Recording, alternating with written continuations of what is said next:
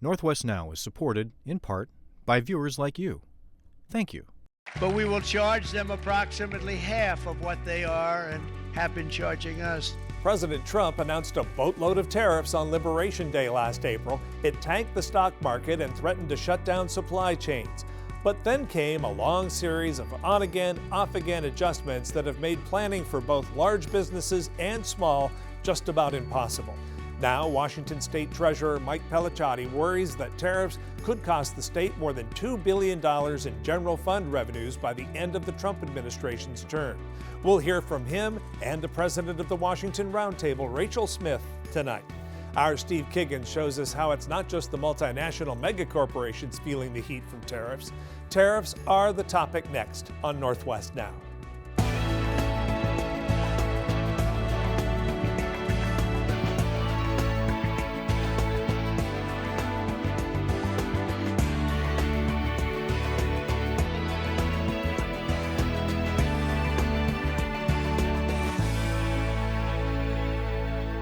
Political leaders here in Washington state hate just about everything Donald Trump does, so bear that in mind. But even traditional center-right constituencies, like business leaders, are worried about tariffs and the outsized impact they could have on Washington state.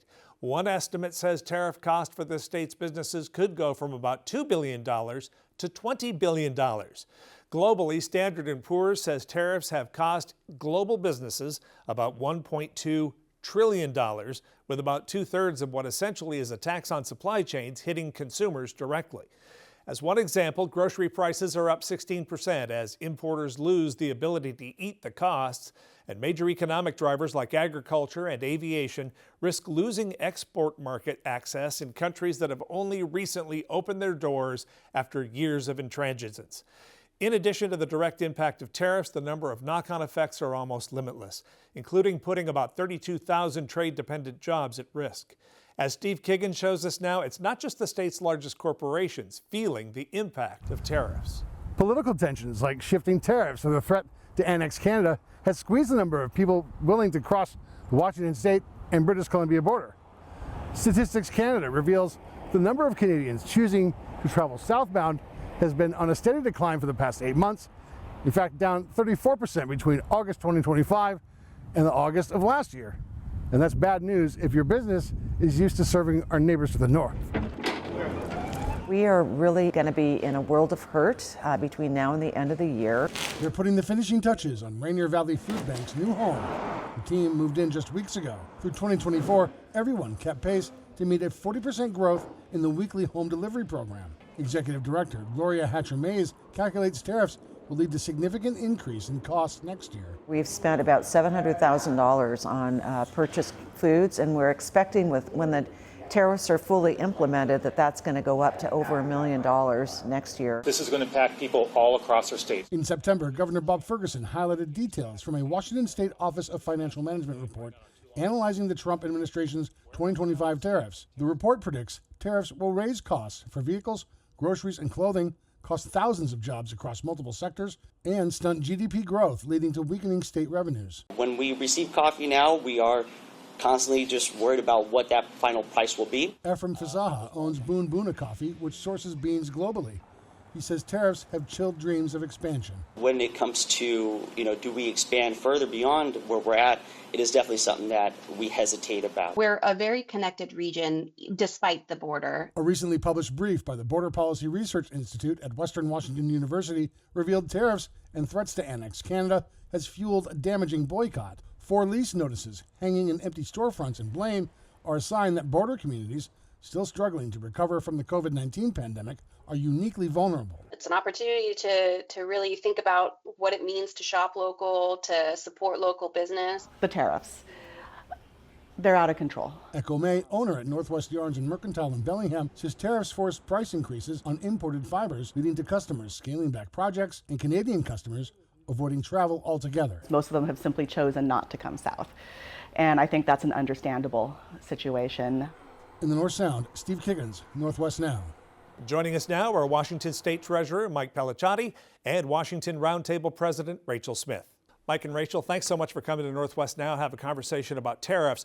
We hear a lot about them. We know they're incredibly important, and people are feeling the effects of those tariffs, but I think this is a great chance to explain a little bit about what they are and how they possibly impact not only business and families and the state government as well. Mike, let's start with you. Take me to Tariff 101 school. What is a tariff and who ends up paying this thing? Well, look, I mean, a tariff is a tax. It's more specifically usually an import tax that is paid by the importer.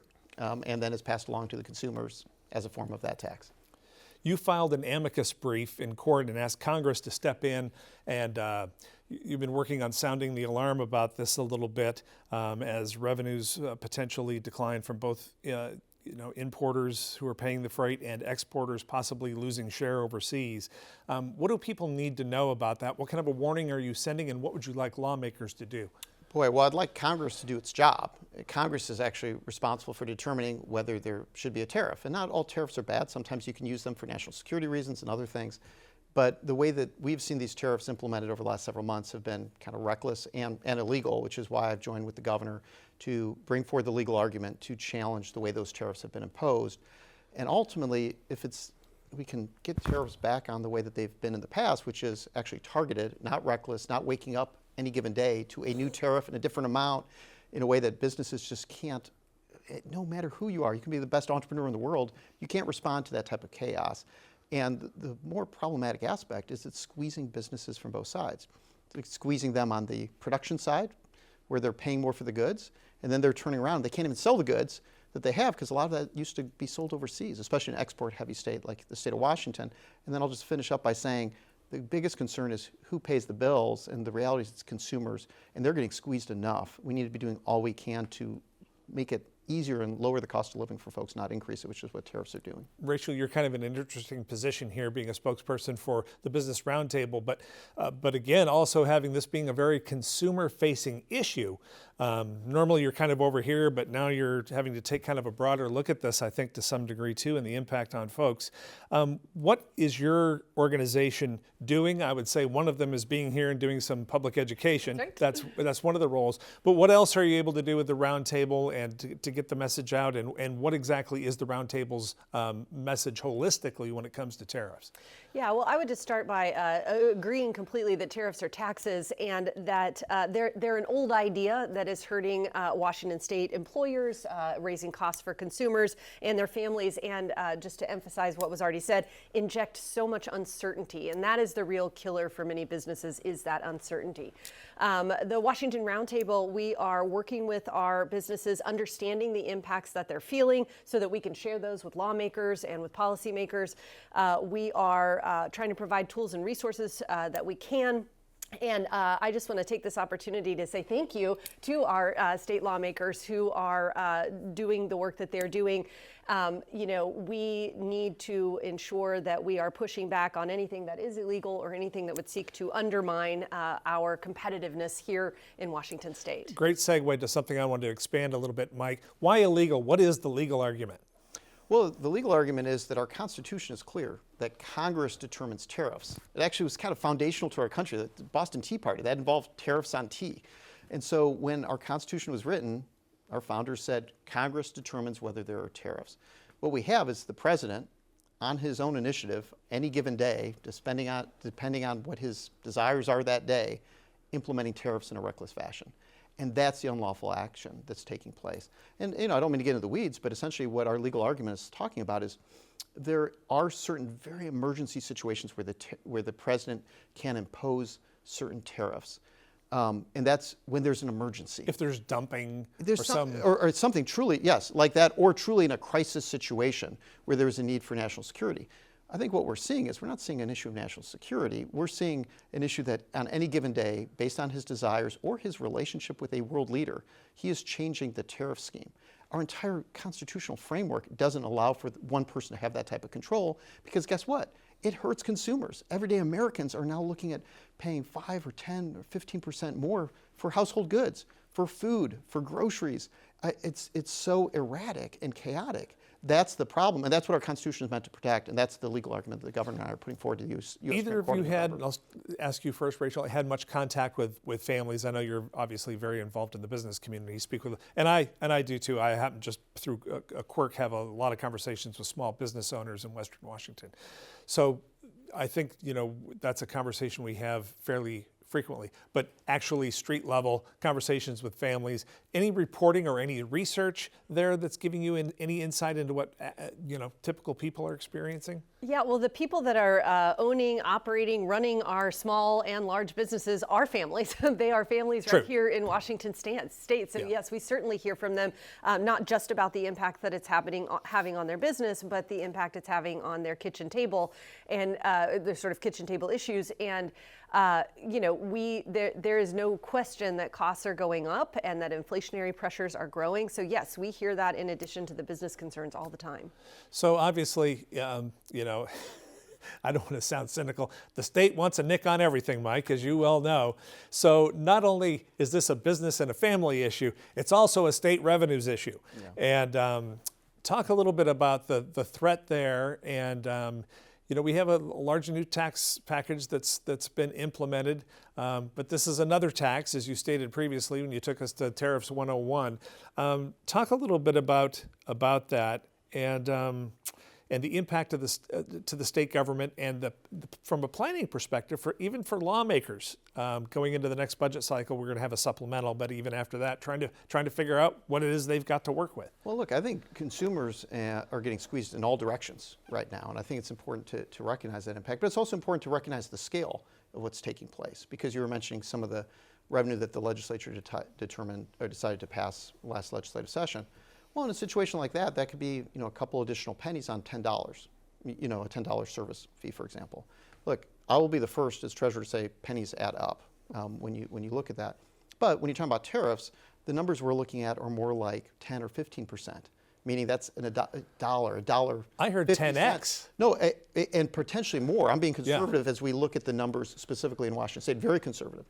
Well, that's an extra $1.50 for a consumer on a $10 purchase. Mm-hmm. The scale is so significant, and that's what's leading to the chaotic approach. So you mentioned small businesses. Look, I talked to folks who own coffee shops who are looking at numbers just dramatically increasing in terms of their import costs on coffee, things that we don't grow here in the continental United States, right? I mean, things like bananas. I mean, there are just foundational things we import that will increase the cost for consumers. And like I said, folks are getting squeezed right now, and government needs to be doing all it can to be reducing the cost on consumers. Yeah.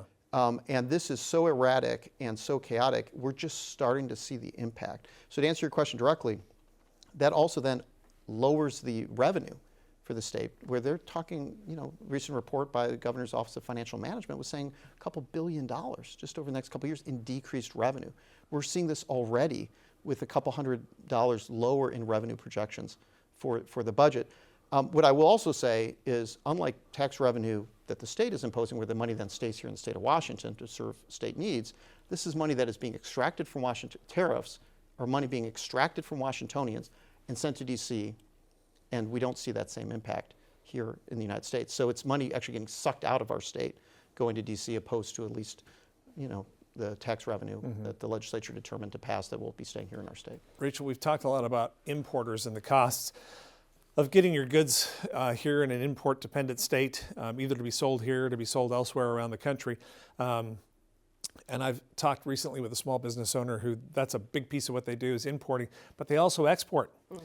And luckily, they've been able to find other markets that aren't quite as tariff impinged as Asia is, and they've been having some success in Europe and other places to help offset that. Not everybody has that, though. If you're a small business here and you're selling your product here locally, you're getting hit with the import tariffs. But I also want to talk a little bit about the threat to our export markets. I spent a lot of time as a cub reporter in Yakima where they were trying to open up cherry markets and open up apple markets, and Boeing, $17 billion worth of product and about 19,000 jobs at stake on the export side. Talk a little bit about that, and do we tend to kind of forget about the export side and retaliatory actions when we're talking about how the cost of groceries is going up on the import side. Absolutely. I do want to just comment briefly on the previous question around, I think businesses are kind of getting a double hit right now as well. So they're dealing with tariffs, but also, these were the largest tax increase in Washington state history this last session. And so they're feeling it on both sides. So the kind of big economic moves happening in a number of ways. And wage inflation. Are really impacting businesses. So just wanted to kind of emphasize that. And then certainly we're the most trade-dependent state in the nation, so everything that you're describing in terms of both imports and exports is real. And the other thing I would say is that, it is, if we lose some of those markets, it's going to take a very long time for us to build that back. I say often, it's really easy to kind of tear those things down. It takes a lot longer and it is a lot harder to build them back up. And just in the New York Times today, this is just sort of the irony, read in a piece about soybeans and saying, China's no longer buying soybeans here from the United States. So we're actually going to use taxpayer dollars to subsidize the soybean growers. Yep. And that also doesn't make a lot of sense when instead we could be actually net bringing dollars into our country. I think there's sort of risk across the board. Yeah, and China, just to use an example, that mouse will find a cheese down another pathway. So if we all said all oxen free and the tariffs were off tomorrow, it doesn't necessarily mean, all our customers roll back in the door and everything's fine again, right? They found another way. And again, that's part of the uncertainty of it all that is a real challenge for business. Well, and I think you hit on it. It's one of the things Rachel's really highlighting is we are an export and import heavy state. We are truly a trade-dependent state. The good news is we have a diversified economy. Right. We have one of the most diversified economies in the state. U.S. News & World Report now for the second year in a row has rated Washington State #1 in the nation for long-term fiscal stability. Our credit ratings are stronger than the federal government's. All of that is good, but it's exactly to your point, we need all of that to weather this storm that is coming, because if production costs are 90% of our fertilizer comes from Canada. You're mentioning agricultural impact. Mm-hmm. Well, that's affecting the cost of production. At the same time, if you're an apple farmer and you were sending your apples to India, well, now you have a problem on the export side. At the same time, your margins are tight. The agriculture, Boeing, you talk about that impact. Shellfish farmers on the peninsula. I'm talking about those doing coffee. Literally every aspect of our economy is getting squeezed, and folks who are going to be left paying the bill are the consumers, and they're the ones who can afford it the least. Any way to take the sharp edges off of that from a state perspective? A cynic might say, let's take the tax increases and put let's curb them temporarily to help business continue on in this era of tariffs. Obviously, that's not going to happen. As much as Rachel, she won't tell me that, but as much as she might like it. I will. Okay, fair enough. But is there anything that can be done from the state perspective to take the sharp edges off this, or are we just got to sit here and be victims, basically? Well, again, that's why you have a treasurer who is fighting to take this tariff issue on because of the impact. But I really want to focus again on the scale. The scale that we're talking about of the cost through these tariff taxes is so dramatic, not just to consumers, but to businesses, that there's no way really to make that up. And I think that is where it's particularly hard. And you might have particular sectors of the economy where the president might say, I'm going to try to use tax dollars, but in reality they're just taking out more debt federally to pay that. And that's not sustainable. None of that's sustainable. The best way to fix this is for Congress to do its job, retake its control over tariffs, which is what the Constitution says they have to do, and have the president make sure he actually follows the will of Congress. And if you brought this vote to Congress, I know how Congress would vote. They would get rid of these reckless tariffs overnight. Yeah. Because of the harm that's going to do. And I think the president ultimately will do too once the public has an outcry in terms of the economic harm that we're going to see over the next several months from this. I think the other thing is, we share the same goal, absolutely. And I think the other thing that we can do here in Washington State is to really think about our own economic development future, our own economy here in Washington State, and really plan together, business and government, to say what can we do to strengthen that, to make it stronger, even in the face of some of the things that are harder to control.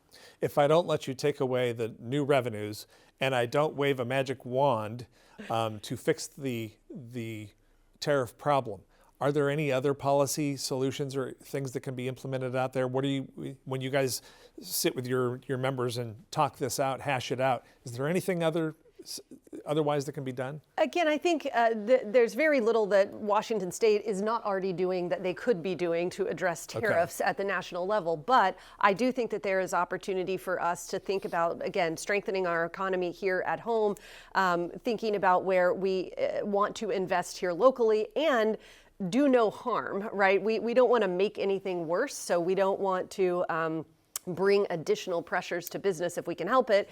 And I think we can't make things more affordable by making them more expensive for consumers. So I think we need to put that lens on all of our policy decisions in the next coming couple of years. Translation, taxes.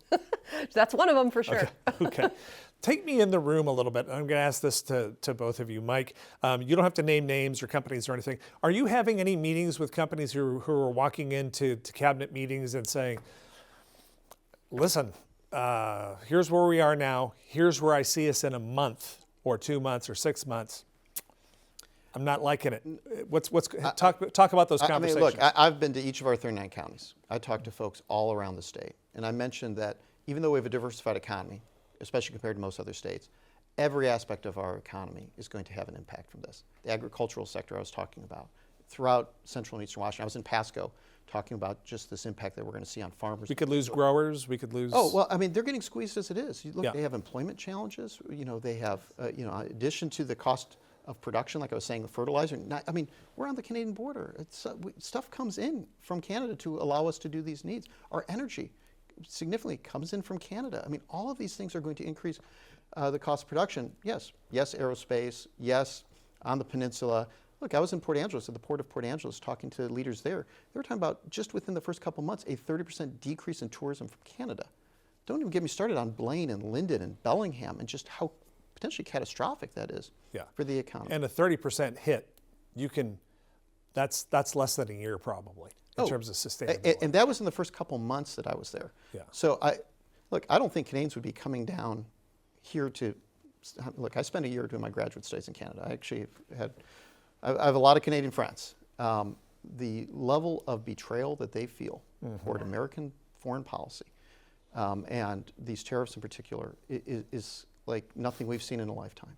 I'm chuckling because I played golf just on a pickup round. You get assigned a twosome from Canada, and we had a very interesting conversation. And I was like, something, we like Canadians. Please remain calm up there. If we weren't playing them at T-Mobile, I don't think they would have come down at all. Yeah. Right. But I also say this. I mean, the impact is significant. Speaking of T-Mobile, I mean, the estimated job loss from the president's tariffs is about 33,000 lost jobs just in the state of Washington we're expecting to receive just because of this tariff policy. That is more than the average attendance at a T-Mobile Seattle Mariners game. Just to give some context to the jobs that are going to be lost purely through this economic policy. It's a self-inflicted wound, and that's wwhy I'm working with the governor to bring this lawsuit, bring this legal argument to challenge that. Rachel, I'm painting the same picture for you. We're in Olympia at the round table with a meeting with your members and a Q&A, and I know these happen down there, and they're not for public dissemination, and I understand and respect that. So you don't have to provide names or anything. Can you give me a sense of what the discussion is in that room? Are there people saying, listen, this is going to end us, or are they saying we can hang on for a while? But what are you hearing? What are you getting? The answer is yes. It is all of those things. We were talking earlier about one of the challenges. The uncertainty, right, is a huge one. We've talked a lot about that. We're also going into that time of year for many businesses that is already their hardest time of year. The winter, and that's especially true for retail, restaurants, hospitality, et cetera. So. They are already saying, am I going to be able to sort of make it given the natural challenges that we have, the cyclical challenges. And then again, you sort of layer this on top of it, the taxes that just went into effect a couple of months ago. But again, it's the uncertainty that is the biggest challenge. Yeah. Businesses are resilient, they are innovative, they are creative, but the decisions they have to have a plan. Though. Yes, and the decisions that they are potentially faced with making, to your question, none of them are good. Changing their business model, laying people off, taking things off the menu, buying in bulk now on the credit card, not knowing what might happen in the future. seeing orders get canceled. I mean, none of that is helping them be successful in their business. Our last 60 seconds, shameless promotion. If people want to get involved, small business, how do they go about doing it? Yes, they should reach out to wallroundtable.com and they can find us there, can find information about our organization. And let me just say to small businesses and large, we want to hear your stories. We want to talk to you, so please do reach out. Mike, same question for you. I don't know if you're running a dashboard that's tracking tariffs or anything like that, but what can people do if they want to learn more about what's coming down the road for state government? Well, I mean, look, you can always go to the Treasurer's Office website. We actually have a transparency portal, and I was talking about cost of living. We're doing all we can to make sure folks are aware of ways that they can get more money in their pockets, and that's some of the stuff we have on the Treasurer's Office website. And we're going to keep making sure, at least from the Treasurer's Office standpoint, we're doing all we can to decrease the cost and make it easier on the cost of living for folks. Thanks to both of you. Great conversation about tariffs. I know it's a little bit of a dry topic, but so important. I appreciate you coming in. Thank you for having us. Donald Trump is using tariffs to try to make the reshoring of American manufacturing more economically viable and thus reinvigorate a middle class that is slowly disappearing from the American landscape. The bottom line, there is going to be pain. But while you may not have experienced it, high school educated America did when we traded our ability to get more cheap stuff at the store for millions of jobs that we outsourced to foreign workers who were willing or told to work for slave wages in polluted countries with no safety net. But with that said, while well-executed tariffs could be part of this country's ultimate solution to bring back middle-class prosperity and possibly put some fiscal discipline back into the federal budget, they are only part of what must be a logical, consistent, purposeful, and decades-long larger national strategy. When I consider decades of congressional impotence and the increasing level of political division, frankly, I'm not too optimistic. I hope this program got you thinking and talking. You can find this program on the web at kbtc.org, stream it through the PBS app, or listen on Spotify and Apple Podcasts. That's going to do it for this edition of Northwest Now. Until next time, I'm Tom Layson. Thanks for watching.